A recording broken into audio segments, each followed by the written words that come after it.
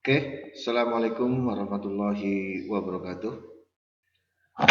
Teman-teman, untuk pada hari ini kita akan eh, memulai yaitu dengan materi mikroprosesor. Oke, eh, di mikroprosesor ini kita akan mendalami tentang pengertian dari mikroprosesor tersebut. Pertemuan yang pertama kemarin kita tentang eh, arsitektur komputer dan organisasi komputer, terus eh, tentang sejarah berdirinya komputer. Sedangkan untuk pertemuan yang kedua ini tentang mikroprosesor, ya, nanti kita akan mendalami jauh di dalam mikroprosesor tersebut. Oke, selanjutnya adalah pengertian mikroprosesor.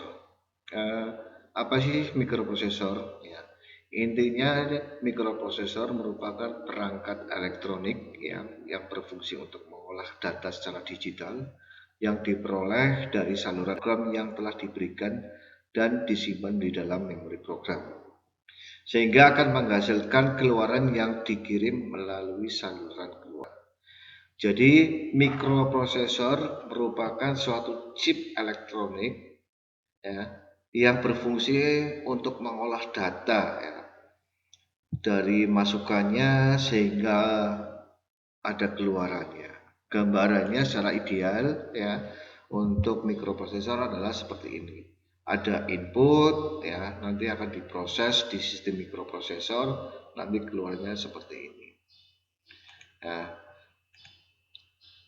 untuk mikroprosesor kenyataannya tidak dapat bekerja sendiri, ya, tetapi memerlukan beberapa unit yang terpisah seperti memori, input dan output. Contoh komputer yang sebagai aplikasi dari sistem mikroprosesor. Laptop juga sama, tidak hanya komputer, ya, komputer dalam arti PC, ya. Kalau teman-teman PC biasanya menyebutnya adalah CPU, tapi PC merupakan panjang dari personal komputer. Kalau CPU itu adalah mikroprosesornya, otaknya. Oke, gambaran dari mikroprosesor secara ideal tadi. Contoh untuk inputnya itu berupa scanner, terus keyboard sama mouse. Kenapa mouse ini seperti tikus?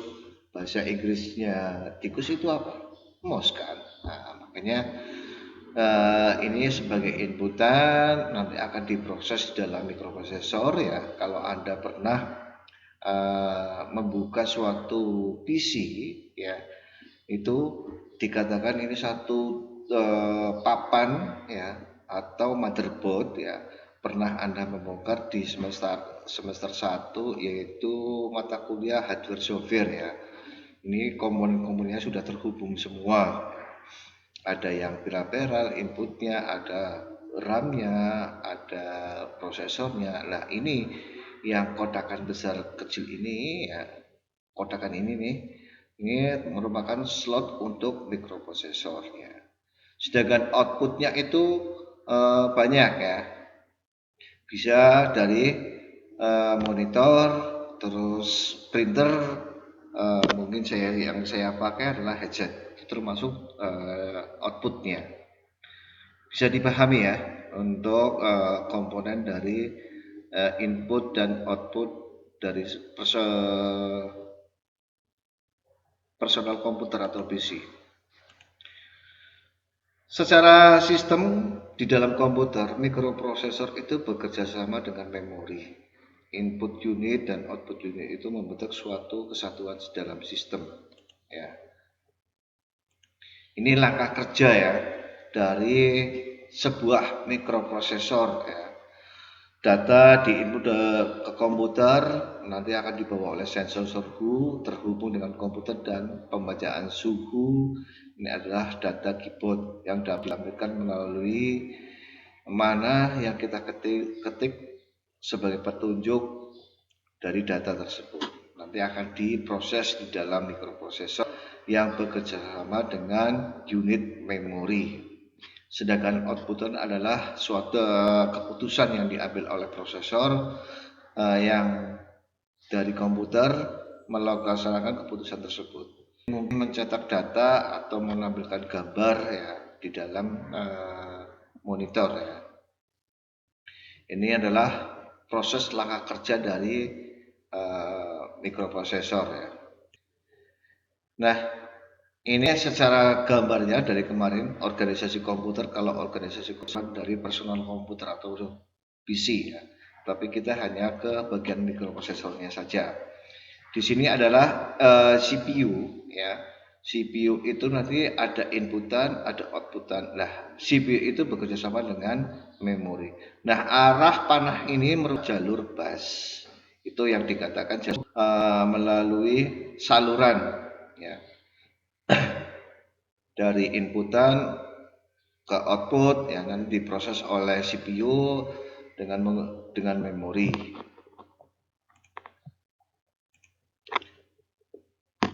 Untuk unit mikroprosesor tersebut ya berfungsi sebagai CPU atau Central Processing Unit.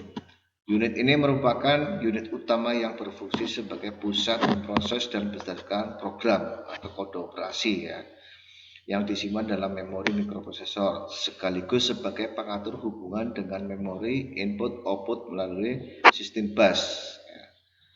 Untuk memori unit ini merupakan komputer yang berfungsi untuk menyimpan data program, ya, kode operasi. Tetapi di dalam memori ini untuk penyimpanan datanya itu adalah hanya sementara saja, nih ya, yang saya merahkan, ya. Jadi pada saat komputer itu dinyalakan, memori itu hanya menyimpan pada saat beroperasi saja. Nah, nanti penyimpanan datanya ada komponen lainnya yang kita namakan adalah hard disk. Sedangkan untuk input unit ya atau masukannya itu sebagai perantara antarmuka ya, antara mikroprosesor dengan data dari luar mikroprosesor. Nanti data tersebut akan dibaca oleh mikroprosesor. Ia akan diteruskan ke output unitnya atau keluarannya. Tetapi dari output unit ini itu akan diproses oleh mikroprosesor dan memori ya, memori unitnya. Nah, perbandingan antara CPU dan mikroprosesor. Nah, CPU dan mikroprosesor pengertiannya sudah menjadi kabur, namun ada perbedaan yang sangat mencolok antara kedua komponen tersebut. Ya. Contoh, Anda tahu bahwa CPU itu merupakan central unit ya, merupakan bagian utama pada komputer, ya komputer zaman dulu ya. Untuk CPU itu dibangun menggunakan teknologi no single chip, bukan teknologi mikroelektronik atau LSI.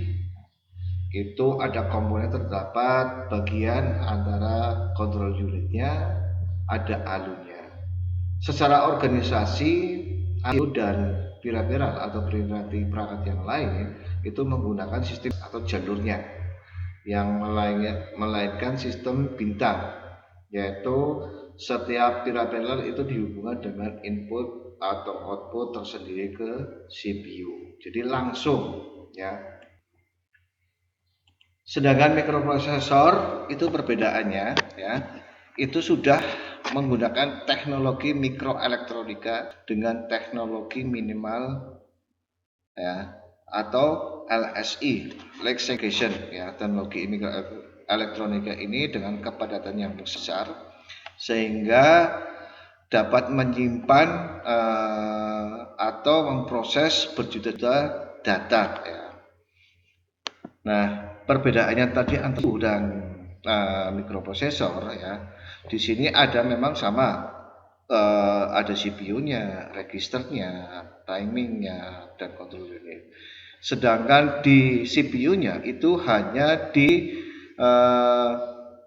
kontrol unitnya sama alunya saja ya, tetapi registernya tidak ada. Secara organisasi hubungan antara mikroprosesor dengan piranti menggunakan sistem bus sama ya, tapi menggunakan alamat atau address bus ya, dan bus data tersendiri, bus control tersendiri ya. Nah, dengan sistem bus ini setiap ekspansi piranti dihubungkan secara paralel dengan bus, sehingga sistem bus ini pada mikrokomputer mudah diekspansi sebagai perangkat kerasnya karena setiap piranti dihubungkan secara paralel ke bus ekspansi. Tadi kita berbicara tentang bus. Nah, ini pengertian dari bus ya. Bus itu apa sih? Nah, teman-teman mungkin baru tahu, tapi jangan mau mengatakan bus ya, tapi bus. Bus adalah subsistem yang berfungsi untuk mengirimkan data antar komponen dalam mikroprosesor atau antar komponen dalam komputer. Berbeda dengan hubungan point to point, bus dapat menghubungkan beberapa komponen melalui jalur yang sama. Tetapi tiap bus itu terdiri dari satu kabel penghubung ya. Contohnya misalkan slot untuk untuk penyimpan data adalah hard disk ya. Itu ada jalur busnya atau kabel penghubungnya.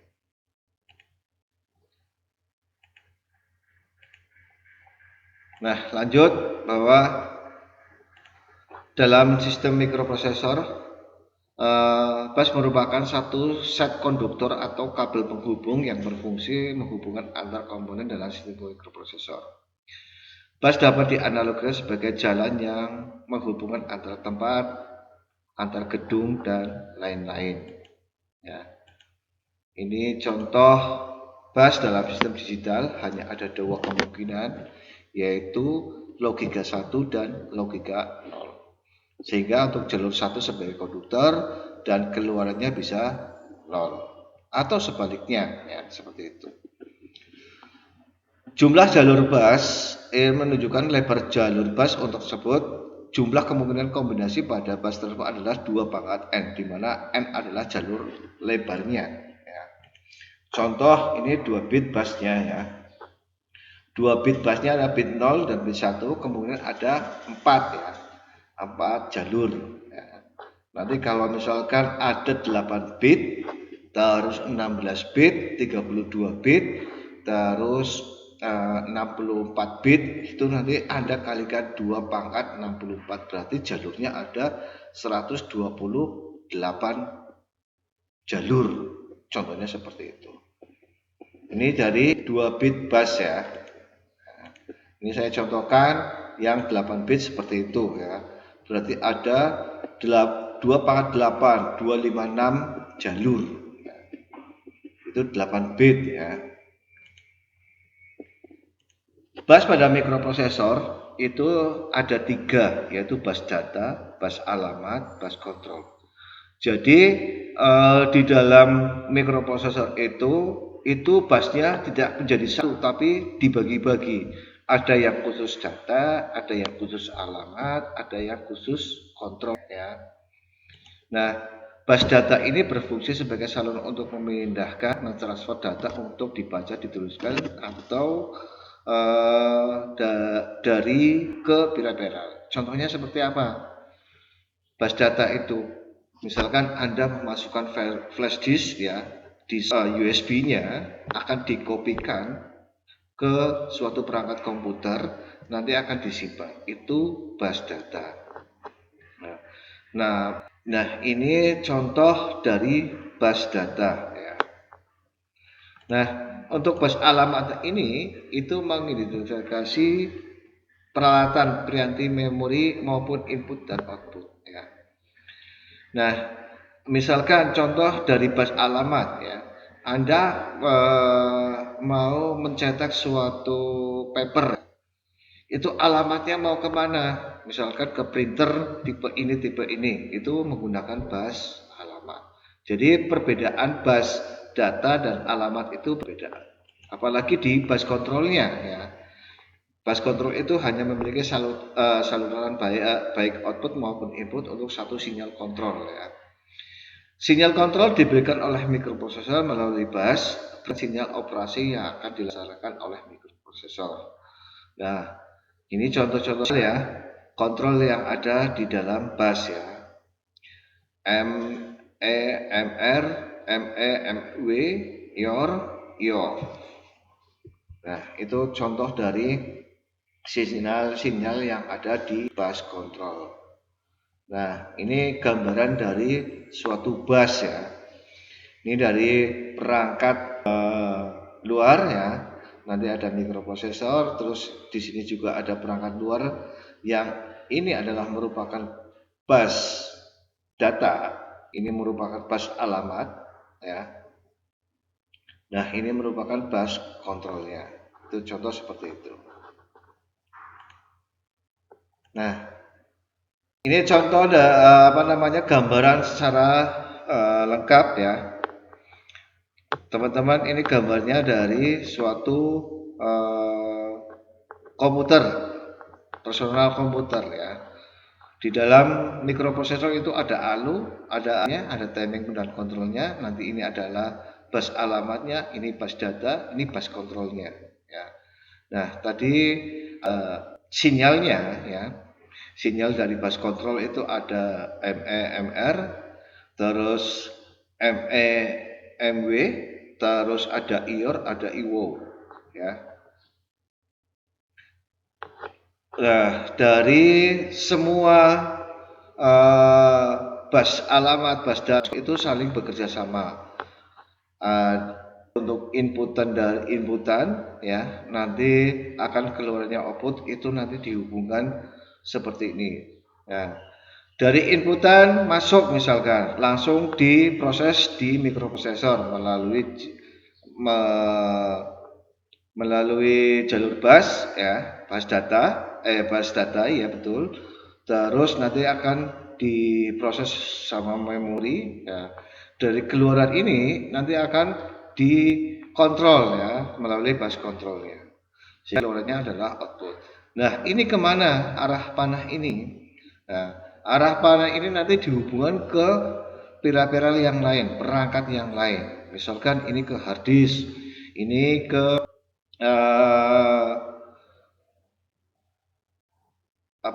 yang ada di dalam memori berbeda ya. Ini memori yang ada langsung di dalam chipnya, tapi ini memori tambahan seperti RAM ya. Itu seperti itu. Oke, mungkin ini ya antara mikroprosesor dan personal komputer itu berbeda ya. Mikroprosesor dan CPU juga berbeda.